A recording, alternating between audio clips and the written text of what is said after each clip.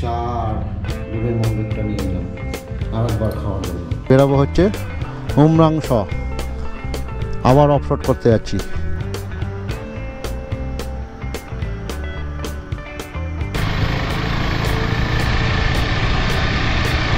জায়গাটা কিন্তু অসাধারণ,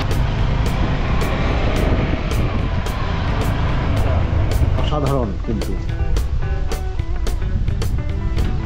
সকালে যখন গুগল আর্থে দেখছিলাম তখন জায়গাগুলো দেখে কিন্তু একটা অদ্ভুত টাইপের মনে হচ্ছিল। কিছুর উপর করে দেখো যাচ্ছে নৌকা না, কিন্তু ভেলা। হ্যাঁ হ্যাঁ, কোনো পাইপ ফুটো হয়ে গেছে। হ্যাঁ, দেখো খেয়ালই করে নি। গরু আছে, এবার দেখে একটু কথা বলতে পারো। এটা কিন্তু একদম অরুণাচল প্রদেশের সামদুল গ্রামের কথা মনে করেছিল। আমাদের খাবার একদম রেডি।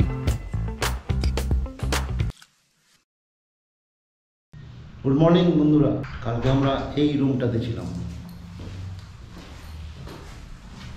আর দুটো বেড ছিল এখানে, 1000 টাকা ছিল এই রুমটার ভাড়া। সব কিছু নন্দীর উপরে লাগিয়ে দিয়েছি কিন্তু। আর সকালের টিফিন তো করেছিলাম, এখন কিন্তু 1টা বাজতে চললো, তাই আমরা চার ডিমের মন্দিরটা নিয়ে এলাম আরেকবার খাওয়ার জন্য। এখন এই খাবারটা খেয়ে নিয়ে কোন দিকে যাবো সেটা নন্দীর উপরে বসে ঠিক করবো। চলো খাবারটা খেয়ে যাই। এখানে দেখছো এই যে লঞ্চাগুলো, আমরা কিন্তু এই লঞ্চা খেয়েছিলাম ত্রিপুরা আগরতলা যাওয়ার সময়, যেই দিন ওই প্রসেনজিৎ ভাইয়ের বাড়িতে থেমেছিলাম না। জায়গাটার নাম কি? ফুলতলি। সকালে কিন্তু নন্দীকে একদম পরিষ্কার করে নিয়ে এলাম, খুব সুন্দর করে গাড়ি একদম পরিষ্কার চকচকা করে দিল। 100 টাকা দিতে হলো।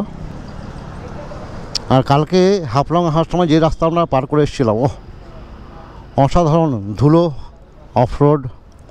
এবার আমরা কিন্তু আজকে বেরাবো হচ্ছে উমরাংশ, আবার অফরোড করতে যাচ্ছি।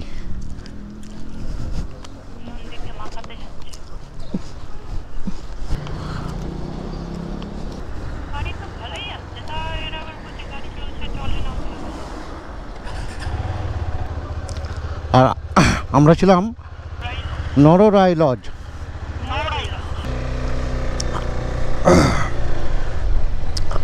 আমি দোকান থেকে কিন্তু একটা তাম্বুল কিনে সকালে মুখে দিয়েছি।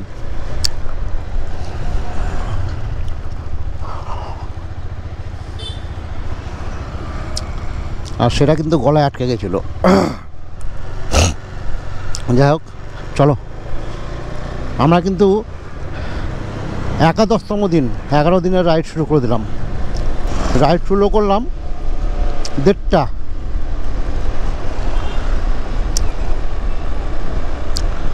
মর্নিং, সবাইকে মর্নিং।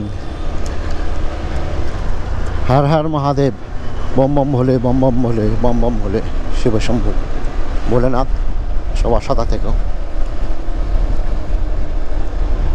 এটা হচ্ছে হাফলং লেক।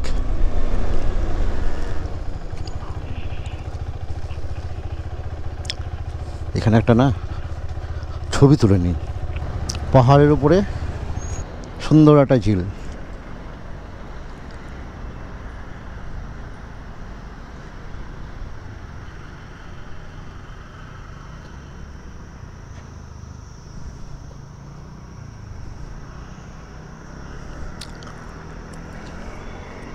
আমরা এই রাস্তা ধরে এলাম, এখন এখান দিয়ে বেরোবো।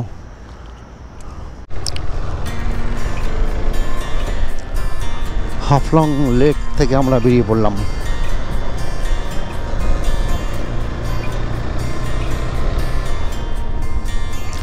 পেছনে মহাত্মা গান্ধীজি আর সামনে B.R.. Ambedkar. Welcome to Haflong.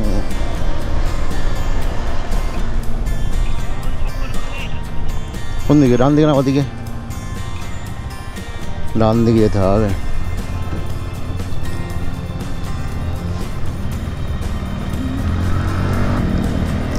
এই হলো হাফলং বাজার।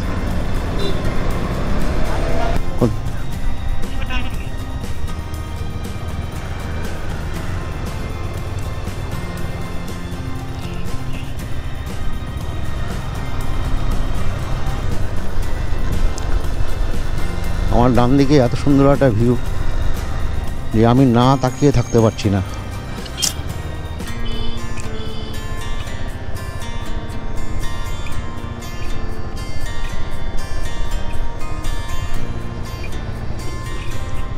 আমরা লোয়ার হাফলংয়ে চলে এসেছি।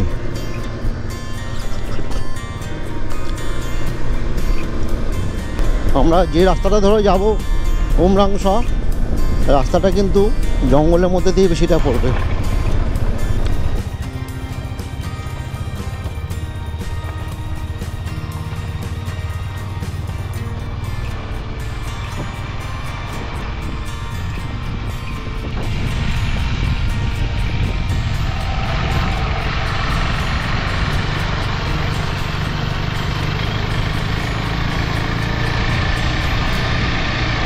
জায়গাটা কিন্তু অসাধারণ, একদম অসাধারণ।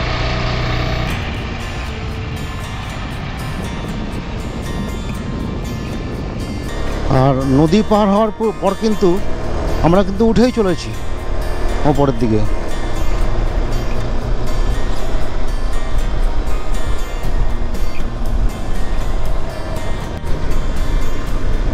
এটা অসাধারণ জায়গা, কোনোদিনও আসেনি, দেখলাম কালকে রাতে, মনে হলো ওই জায়গাটা করা যাবে, বেরিয়ে পড়লাম কিন্তু। আর রাস্তাটা কিন্তু একেবারে উপযুক্ত অ্যাডভেঞ্চার করার জন্য।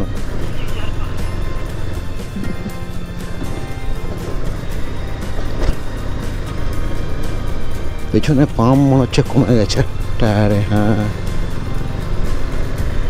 পেছনে একটু হাওয়া দিতে হবে, চেক করে নিই আজকে পাম্পটা। পেছন জায়গায় না একটু হাওয়া দিয়ে দিই।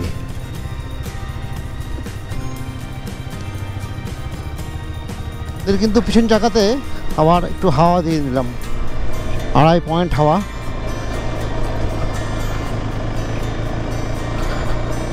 এবার মনে হচ্ছে ঠিক আছে, না হলে যখন কোনো গর্তে কিংবা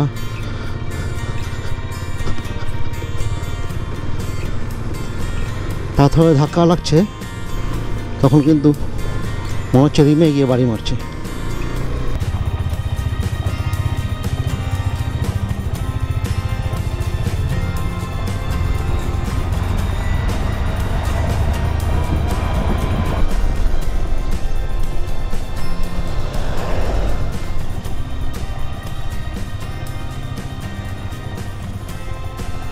অসাধারণ একটা সৌন্দর্য। সেখানে স্লো করে একটু চোখেরও খিদাটা মিটিয়ে নিলাম। হঠাৎ করে যেন পরিবেশটা চেঞ্জ হয়ে গেল। আর আমার হাতের ডান দিকে চায়ের বাগান, আর এদিকে শুধু বাঁশ গাছের বেড়া, তার নিচে হচ্ছে একদম ঢাল। আসামের এই অঞ্চলটা কিন্তু উপজাতিদের বাস।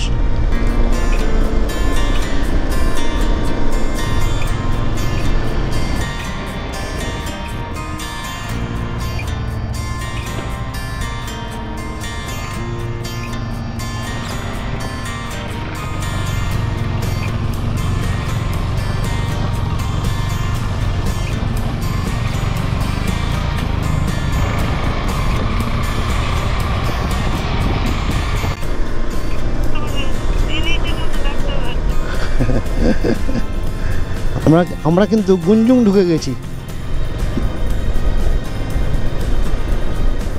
এবার কোন দিকে?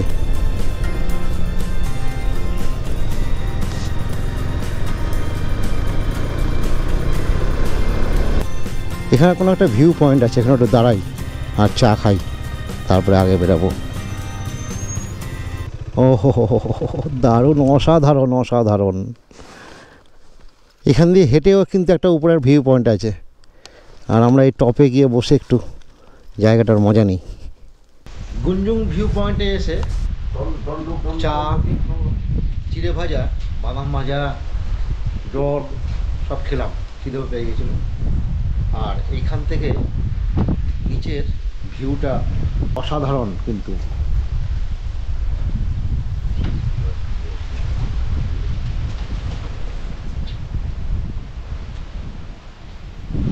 আর আর এই দুই দাদা এখানে বসে আছে, তাদের সঙ্গে একটু গল্প করলাম। আমরা খাওয়া দাওয়াটা শেষ করলাম, করে নিয়ে ওই যে জয়ন্তী এখন সব কিছু ট্যাঙ্ক ব্যাগে আবার ঢোকাচ্ছে। এখান থেকে বেরিয়ে এখনও যেতে হবে 70 কিলোমিটার। 3:20 কিন্তু বেজে গেল, আর আমরা হাফলং থেকে কেবল 35 কিলোমিটার এসেছি। এখানে এসে গুঞ্জুং ভিউ পয়েন্টে আধা ঘন্টা সময়টা পার করে দিলাম। তাহলে কিন্তু রাস্তার রূপটাই চেঞ্জ হয়ে গেল, দেখেছো কেমন দুলো। ভুল করলাম এদিকে নিয়ে এসে। হ্যাঁ,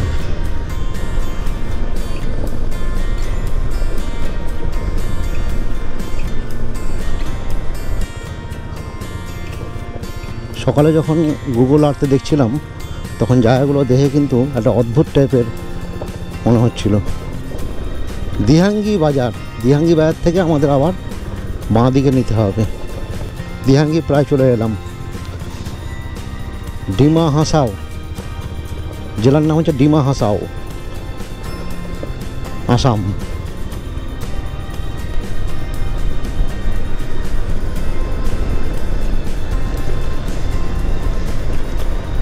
ওহো, নিচে কি অসাধারণ একটা দৃশ্য। এখানে একটা ছবি নিয়ে নিই। হ্যাঁ, কিছু না, এই দেখো অপূর্ব অপূর্ব। আর এই দিকটা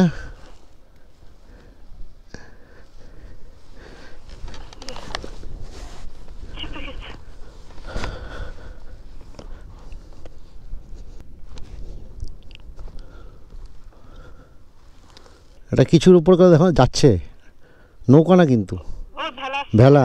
হ্যাঁ হ্যাঁ,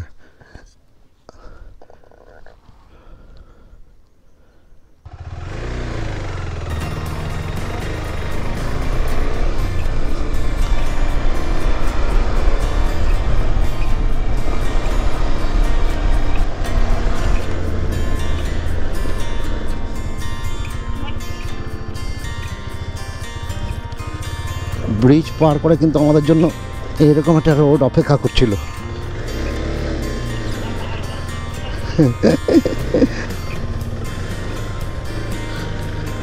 বেরিয়ে গেছি।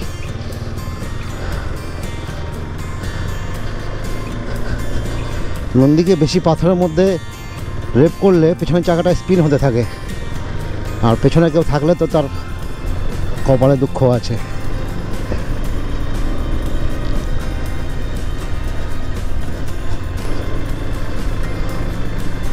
এখানে বোধহয় কোনো পাইপ ফুটো হয়ে গেছে। হ্যাঁ, দেখো খেয়ালই করে নি।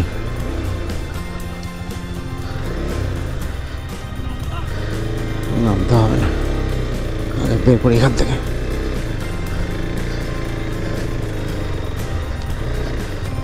ওই পাইপটা ফুটো দেখতে গিয়ে কিন্তু মাটিতে ঢুকে গেছিলাম আমার।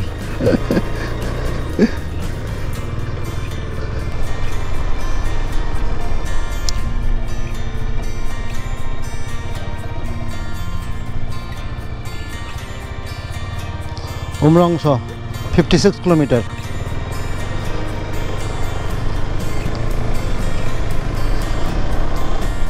দিরাঙ্গি হয়ে কেটে গেলাম আমরা। দিরাঙ্গি বাজার মোড় থেকে বাঁ দিকে লেফট টার্ন নিয়ে নিলাম।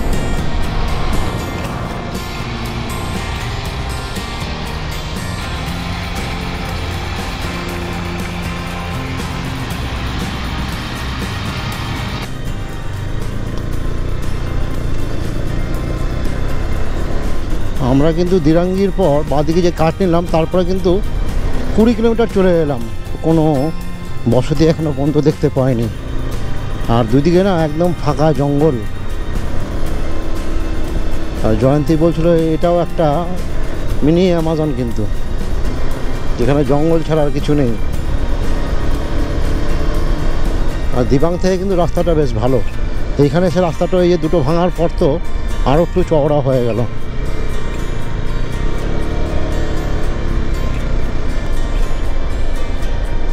এখনও কিন্তু উমরাংশ 35 কিলোমিটার দূরে, আর সময় কিন্তু 4:40 হয়ে গেছে।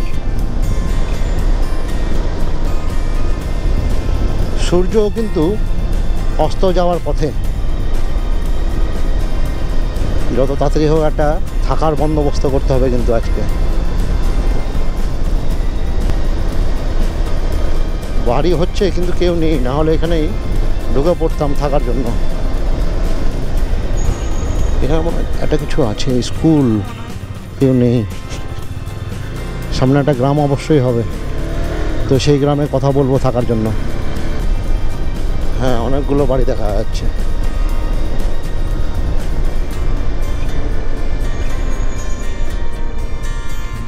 বাইগাং, তো কথা বলবা?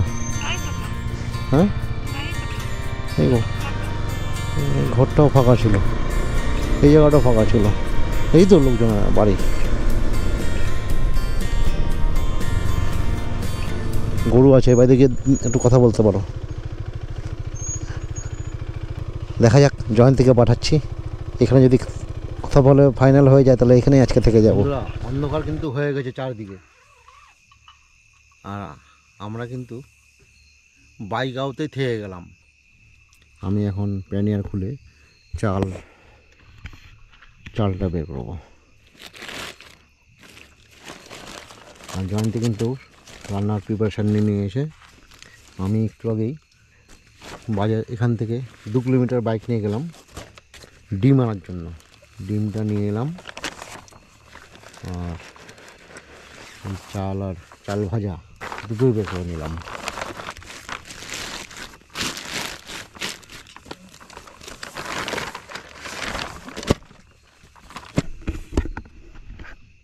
নন্দীকে কিন্তু সকালেই একদম দারুণ করে ধুয়ে দিয়েছিল। আর আমাদের এই ব্যাগটার মধ্যে আছে কাঁচা লঙ্কা, বাড়ি থেকে নিয়ে এসেছি। এখনও পর্যন্ত কেমন আছে 3 দিন ধরে তো খুলেই দেখিনি।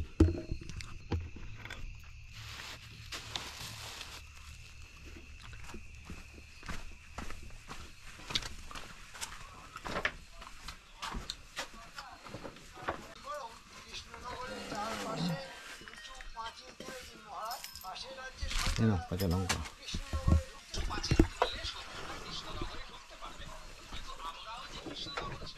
এই জায়গাটা কিন্তু হাওয়া একদম লাগবে না আমাদের, আর শেড হওয়ার জন্য টেন্টের ওপরে কুয়াশাটাও জমবে না।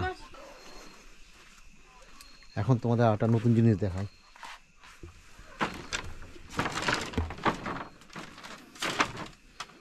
ঘরটা কিন্তু একদম অরুণাচল প্রদেশের সামডুল গ্রামের কথা মনে করে দিল আমাদের। কেননা ঘরটাতে ঢুকেই প্রথমে আমরাও কিন্তু অবাক হয়ে গেছিলাম।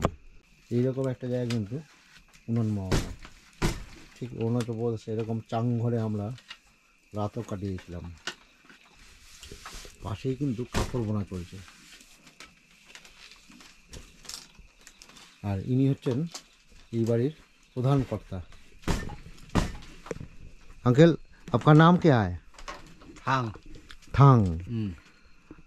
और थांग अंकल का बीबी खोम। खोम, কাকিমার নাম হচ্ছে খোম। আমাদেরকে তো এখানেই শুতে বলছিল রাত্রেবেলায়, তো আমরা যেহেতু টেন্টটা করে ফেলেছি তার জন্য আর ভেতরে এসে শুলাম না। অসাধারণ একটা পরিবেশ বাইগাঁওতে এসে আমরা পেয়েছি। আর আজকের জার্নিটা কিন্তু খুব বেশি করতে পারিনি আমরা, কিন্তু এখনও 25 কিলোমিটার আমরা শহর থেকে দূরে আছি। 80 কিলোমিটার এসে এখানে থেমে যাই। আমি এখানে বসে একটু কাকার সঙ্গে গল্প করি। নিজের হাতে বুনে নিজের কাপড় তৈরি করে নেওয়া।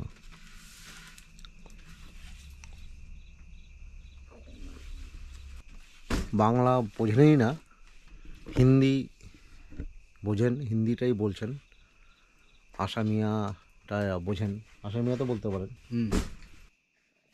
লাল পাवन yung tira জি মান নতনি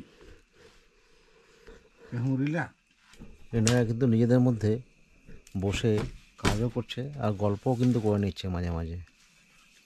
আমি তো কিছু বুঝতে পারছি না, কিন্তু আমি কিন্তু বেশ বসে এখানে সময়টা কাটাচ্ছি, ভালো লাগছে। একদম আলাদা রকম একটা পরিবেশ। আমি আজকে সেরাম রাত বলে একটা জায়গা। সেরাং হুম। সেরাং গুজরাটিদের সঙ্গে আজকে আছি। জয়ন্তী কিন্তু রান্না প্রায় শুরু করে দিয়েছে। পেঁয়াজ কাটা হয়ে গেছে, আলুও সেদ্ধ হচ্ছে এখানে, আর ডিম রান্না হবে, ডিমের অমলেট করে ঝোল আর ভাত। এরকম গ্রামগুলোকে খুব ভালোবাসি, কেননা খুব সাধারণ লোকেরা এখানে বাস করে, তাদের জীবনযাপন একদম সাদাসিধে। আর আমিও তাদের সঙ্গে মিশে থাকতে খুব ভালোবাসি। তো ধীরে ধীরে রান্নাটা হোক। জয়ন্তী ফ্রেশ হয়ে গেছে, আমি এবার স্নানটা সারব। আমাদের খাবার একদম রেডি। ডিমের মামলেট করে ঝোল, আর আমরা এই 3টে বাসন নিয়ে কিন্তু জার্নিটা করছি, সেজন্য জায়গা কম, এইভাবেই আমাদের খেতে হবে।